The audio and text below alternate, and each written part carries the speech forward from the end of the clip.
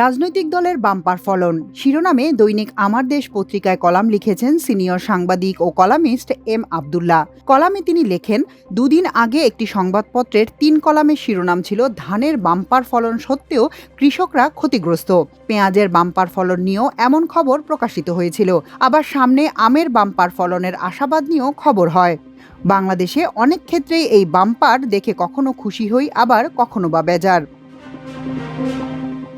দীর্ঘ ১.৫ দশকের ফ্যাসিবাদী শাসনের কবল থেকে রক্তভেজা গণ অভ্যুত্থানের মধ্য দিয়ে মুক্তির পর রাজনৈতিক দল গঠনের হিড়িক দেখা যাচ্ছে। ৮.৫ মাসের মধ্যে ২৬টি নতুন রাজনৈতিক দল ভূমিষ্ঠ হয়েছে। এ নিয়ে সংবাদ মাধ্যমে যেমন মুখরোচক খবর দেখা যাচ্ছে, তেমনি ভার্চুয়াল জগতে চলছে নানা হাস্যরস ও ট্রল। সদ্যজাত রাজনৈতিক দলগুলোর কোনোটির নামও বেশ বাহারি। বাংলাদেশে সংবাদপত্র ও অনলাইন পোর্টালের বাম্পার ফলনে যেমন জনপ্রিয় সংবাদপত্রের নামের আগে পিছে শব্দযুক্ত করা হচ্ছে, তেমনি নতুন রাজনৈতিক দলের নামকরণেও একই প্রবণতা লক্ষণীয়। খাবার যত বিষাদী হোক না কেন, রেস্টুরেন্টের নাম যেমন সুরুচি রেস্টুরেন্ট নামকরণ করা হয়, তেমনি নামে জনপ্রিয় শব্দ যুক্ত করলে ওই রাজনৈতিক দলের জনভিত্তি নিয়ে প্রশ্ন তোলার ধৃষ্টতা দেখানোর সাধ্যকার। নিউক্লিয়ার্স পার্টি, জনপ্রিয় পার্টি, জাগ্রত পার্টি, আমজনতার দল, সার্বভৌমত্ব আন্দোলন, বাংলাদেশ সংস্কারবাদী পার্টি, বিআরপি, আম জনতা পার্টির মতো অভিনব সব নাম মানুষকে যতটা না আগ্রহী ও আকৃষ্ট করছে, তার চেয়ে ঢের বিনোদিত করছে। গত ৮ মাসে এমন অন্তত ২৬টি নাম যুক্ত হয়েছে বাংলাদেশের রাজনৈতিক অঙ্গনে। তবে বাংলাদেশের ইতিহাস বলে, গণ অভ্যুত্থান বা স্বৈরশাসন মুক্তির পর রাজনৈতিক দলের সংখ্যা জ্যামিতিক হারে বাড়ে। দীর্ঘ সময় দমবন্ধ পরিবেশ থেকে মুক্তির পর অনেকেই রাজনৈতিক অভিলাষ থেকে দল গঠন করেন। নির্বাচনে প্রতিদ্বন্দ্বিতা করে জনপ্রতিনিধি হওয়ার খায়েশ বা বার্গেনিং পাওয়ার হওয়ার টার্গেটেও নতুন দল গজিয়ে ওঠে। গণতান্ত্রিক সমাজে যে কারো এমনটা করার অধিকার আছে বটে।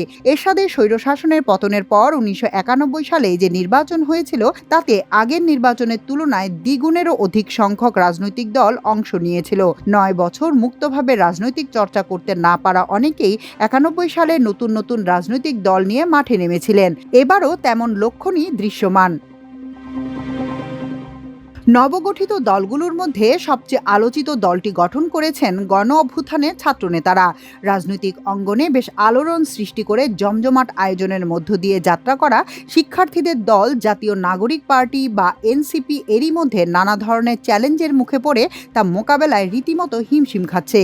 আর সর্বশেষ ২৫ ফেব্রুয়ারি ঢাকার একটি ৫ তারা হোটেলে এক অনুষ্ঠানের মাধ্যমে জনতার পার্টি বাংলাদেশ জেপিবি নামের ২৬তম দলটি আত্মপ্রকাশ করেছে। এই দলের চেয়ারম্যান ইলিয়াস কাঞ্চন এবং মহাসচিব হয়েছেন সাংবাদিক নেতা ও বিএনপির সাবেক ভাইস চেয়ারম্যান শওকত মাহমুদ। দল গঠনের এই প্রবণতা নতুন কিছু নয়। এর আগেও বিভিন্ন সময়ে এমন নতুন দল গঠন করতে দেখা গেছে। নবগঠিত রাজনৈতিক দলগুলোর ভবিষ্যৎ নিয়ে আলোচনা পর্যালোচনার আগে বাংলাদেশের কোনো জাতীয় সংসদ নির্বাচনে কতটি দল অংশ নিয়েছিল এবং ভোটের বাজারে তাদের হাল কেমন হয়েছিল, তার তথ্য পরিসংখ্যানে চোখ বুলিয়ে নেওয়া যাক।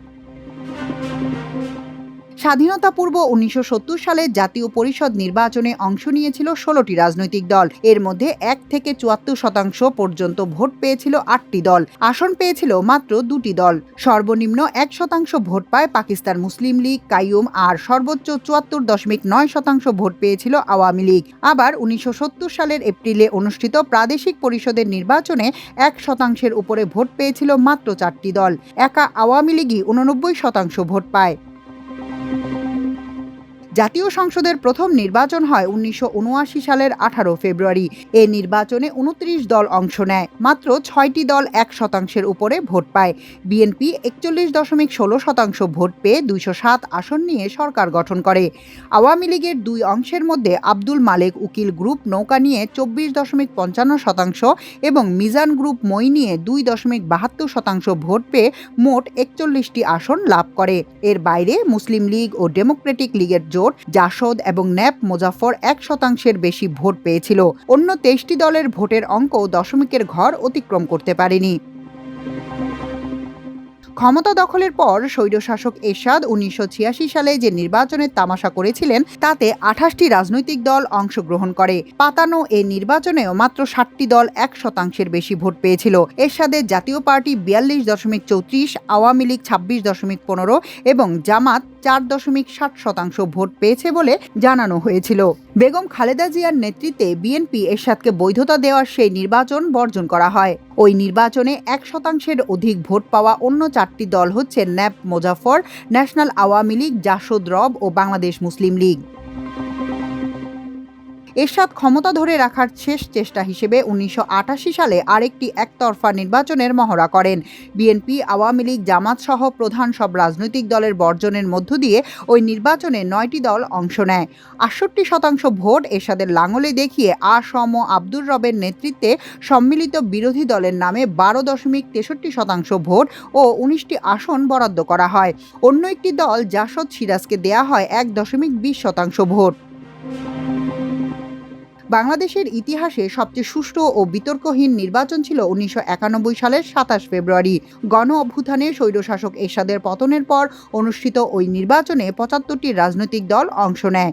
এর মধ্যে ৬০টি দলের ভোটের অঙ্ক ১% অতিক্রম করেছিল। ওই নির্বাচনে বিএনপি ৩০.৮১% এবং আওয়ামী লীগ ৩০.৮% ভোট পায়। এ নির্বাচনে ভোটের পরিসংখ্যানে ১%-এর ঘর অতিক্রম করা অন্য দলগুলো হচ্ছে জামায়াত, জাতীয় পার্টি, বাকশাল, জাকের পার্টি এবং কমিউনিস্ট পার্টি। ১৯৯৬ সালে ২টি সংসদ নির্বাচন হয়। বেগম খালেদা জিয়ার নেতৃত্বে বিএনপি সরকারের অধীনে ১৫ ফেব্রুয়ারির নির্বাচন আওয়ামী লীগ ও জামায়াত সহ বিরোধী দলগুলো বর্জন করে। তবুও এই নির্বাচনে ৪২টি দলের অংশগ্রহণ দেখা যায়। ইতিহাসের স্বল্পস্থায়ী সংসদের এই নির্বাচনের ভোটের হিসাব নির্বাচন কমিশন সঠিকভাবে প্রকাশ করতে পারেনি। সাংবিধানিক তত্ত্বাবধায়ক সরকারের অধীনে ১৯৯৬ সালের ১২ জুনে অনুষ্ঠিত সংসদ নির্বাচনে বাংলাদেশের ইতিহাসের রেকর্ড সংখ্যক ৮১টি দল অংশগ্রহণ করে। তবে মাত্র ৫টি দল ভোটের অঙ্কে দশমিকের ঘর অতিক্রম করতে পেরেছিল।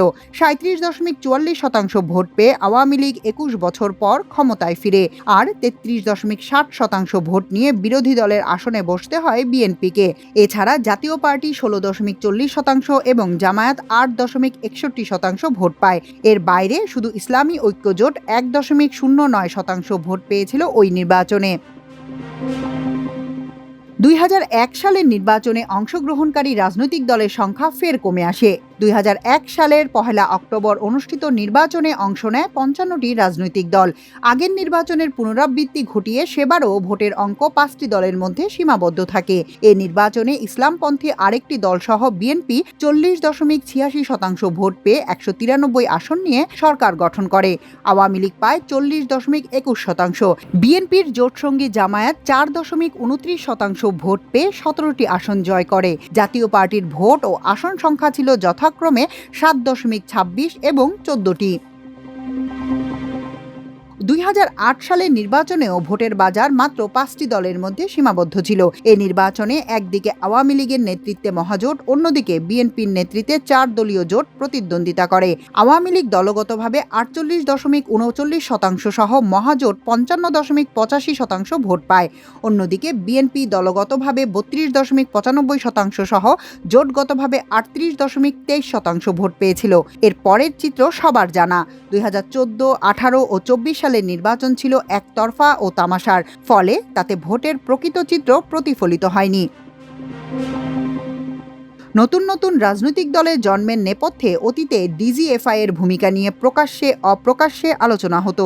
বর্তমানে যেসব দলের আবির্ভাব ঘটছে তার পেছনে কচুক্ষেতের আদৌ কোনো সংশ্লিষ্টতা আছে কিনা তা স্পষ্ট নয়। সাধারণত শাসক গোষ্ঠীর স্বার্থ রক্ষায় ডিজিএফআই এ ধরনের অপকর্মে জড়িত হতো।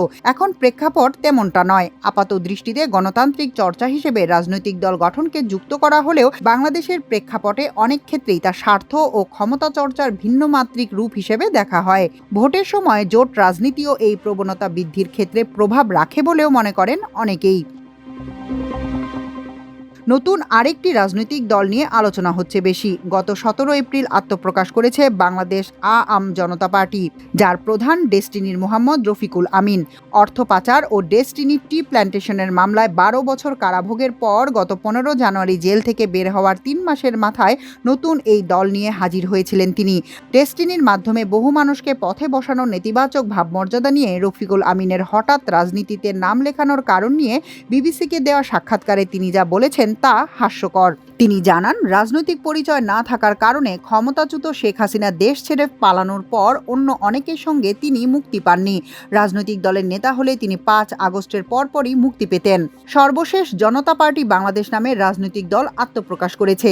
5 তারকা হোটেলে আয়োজিত জেপিবির অনুষ্ঠানে মহাসচিব শওকত মাহমুদ বলেন, বাংলাদেশের ইতিহাস সাক্ষ্য দেয়, প্রতিটি গণ অভ্যুত্থান, বিপ্লব ও আন্দোলনের পর সেসব সংগ্রামী চেতনায় নতুন নতুন রাজনৈতিক দলের অভ্যুদয় ঘটে। যেহেতু রাষ্ট্র সাজবে 71 ও 24-এর গণজাগরণের চেতনায়, সেই আঙ্গিকে নতুন দলের আবির্ভাব অনিবার্য। নায়ক ইলিয়াস কাঞ্চন ও শওকত মাহমুদের ভাষায় নতুন দলের অভ্যুদয় অনিবার্য হলেও সাধারণের কাছে তাদের দলের অনিবার্যতা প্রমাণ সাপেক্ষ।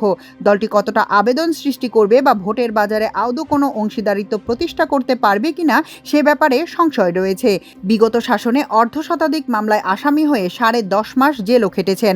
আবার নিজের মতো করে চলতে গিয়ে বিএনপির মতো বৃহৎ রাজনৈতিক দলের গুরুত্বপূর্ণ ভাইস চেয়ারম্যান পদ থেকে বহিষ্কৃত হয়েছেন।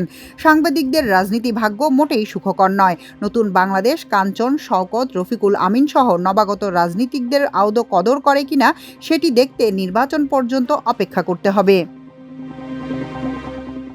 মাল্টিমিডিয়া ডেস্ক, আমার দেশ।